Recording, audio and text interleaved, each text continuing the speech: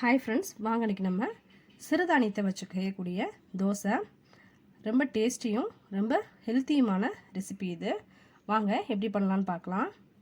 அதுக்கு நான் கம்பு, ராகி, காய்ந்த மக்காச்சோளம், வெள்ளைச்சோளம் எடுத்திருக்கேன். உங்களுக்கு எந்த சிறுதானியம் உங்களுக்கு கிடைக்குதோ அதை எடுத்துக்கலாம். அடுப்பில் வானலியை வச்சு ஒவ்வொன்றா சேர்த்து நம்ம இதை பொரிச்சு எடுக்க போகிறோம்.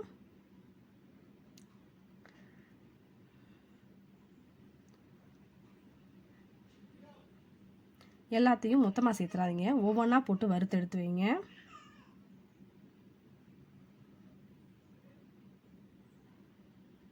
நார்மலாக இட்லி தோசைனே சாப்பிட்றவங்களுக்கு இந்த மாதிரி டிஃப்ரெண்ட்டாக செஞ்சு கொடுத்தீங்கன்னா சின்னவங்கலேருந்து பெரியவங்க வரைக்கும் நல்லா விரும்பி சாப்பிடுவாங்க.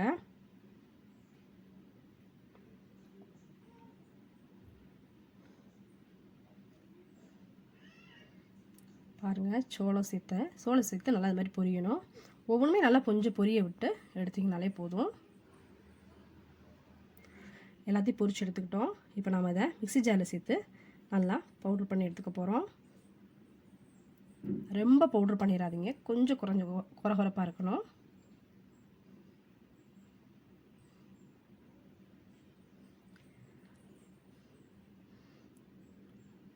பவுடர் பண்ணி இது மாதிரி ஒரு பெரிய பவுலில் நான் எடுத்துக்கிட்டேன்.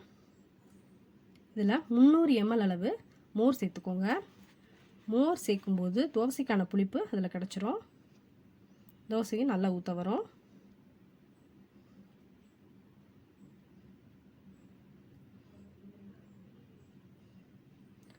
சேர்த்து நல்லா கலந்து விடுங்க, கட்டிப்படாமல்.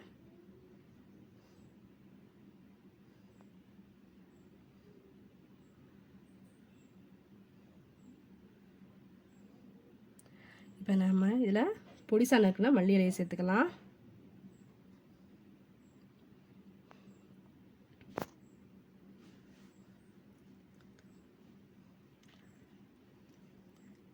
பொடிசான இருக்குன்னா வெங்காயமும் சேர்த்துக்கலாம்.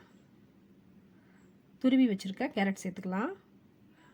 உங்களுக்கு எந்த காய் விருப்பமோ அதையுமே நல்லா இது மாதிரி துருவியை சேர்த்துக்கோங்க. தேங்காய் பூ சேர்த்துக்கோங்க.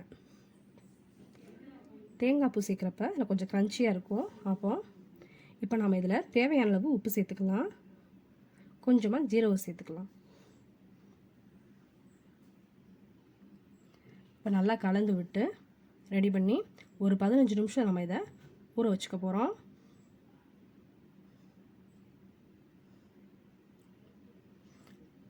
நிமிஷமே போதும், நல்லா ஊறிடும். இப்போ தோசைக்கல் அடுப்பில் வச்சு இதை ஊத்தப்பம் மாதிரி இது மாதிரி ஊற்றி எடுத்துக்கோங்க.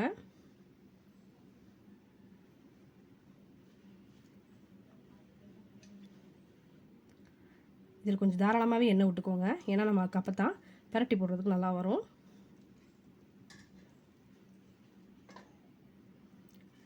இப்போ நம்ம இதை மூடி வச்சு வேக வைக்க போகிறோம். ஏன்னா மேலே இருக்க மாவு நல்லா வேகணும். அதனால் வேக வச்சு இது மாதிரி பரட்டி போட்டு எடுத்தோம்னா சிறுதானிய தோசை ரெடி ஆகிடும். வீடியோ பிடிச்சிருந்ததுன்னா லைக் பண்ணுங்கள், ஷேர் பண்ணுங்கள், மறக்காமல் கமெண்ட் பண்ணுங்கள், சேனலை சப்ஸ்கிரைப் பண்ணுங்கள். இதுக்கு நான் தேங்காய் சட்னியோட சர்வ் பண்ணியிருக்கேன். உங்களுக்கு பிடிச்சமான சட்னியோட நீங்கள் சர்வ் பண்ணிக்கலாம்.